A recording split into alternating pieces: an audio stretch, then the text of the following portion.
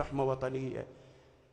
أنا أسمع رئيس وزراء بريطانيا يقطع زيارته ويرجع إلى بلده، والله تتأسف، يرجع إلى بلده لأن هناك تخديد للأمن القومي البريطاني، ما عنده لا عبوة صارت ولا ناس تذبحت ولا كل شيء. وإحنا حكومتنا مع احترامي لدولة رئيس الوزراء المفروض بعد ماكو زيارات هاي الأيام في سوح القتال، في جبهات القتال مع المقاتلين، أتابع احتياجاتهم، أتابع إمدادهم، أتابع تمويلهم، أتابع تسليحهم، وأنا أعيش ببلد وعندنا خارجية. وزارة الخارجية شنو دورها يعني؟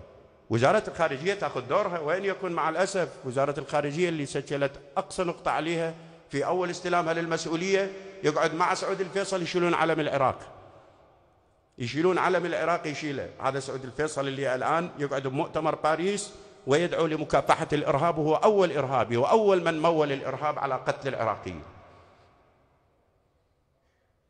ليش وزارة الخارجية تأخذ دورها؟ وأنا قائد عام للقوات المسلحة والله نعاتبه، نقول له المفروض يقطع زيارته حاله حال المسؤولين ويرجع يشوف هذا التليفون اللي إجاني اليوم من جسر اليابان، يسموه جسر اليابان بحدود 600 جندي محاصرين، صار 75 يوم صمونا ما واصلته، طلقة واحدة ما واصلته.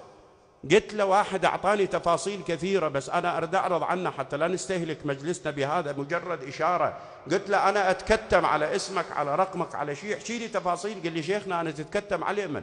إحنا باجر عقب حالنا حال سبايكر، ذكرونا يومين ثلاثة بالفضائيات وتعزلون وذكرون قضية أخرى، إحنا ميتين منتهين.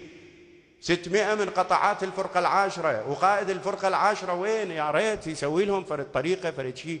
قلت له شدوا حيلكم وفتحوا لكم منفذ اطلعوا. قال إذا نفتح منفذ الطيران العراقي يضربنا لأن ما عندنا تنسيق وياه، أو الطيران الأجنبي هذا المكلف بحماية يا سيدي المفروض هذه الأمور ما يروح بها رئيس وزراء إلى سفر، ولا يقعد وزير دفاع بمكتب، ولا يقعد وزير داخلية بمكتب، وإن يكون وزير داخلية مثل رجال بجرف الصخر حتى نكون منصفين مع الناس.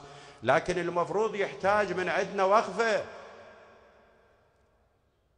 المهم فهذا أول وحدة، أول شيء شنو اللي مهد لبني أمية بأن يعيشون أو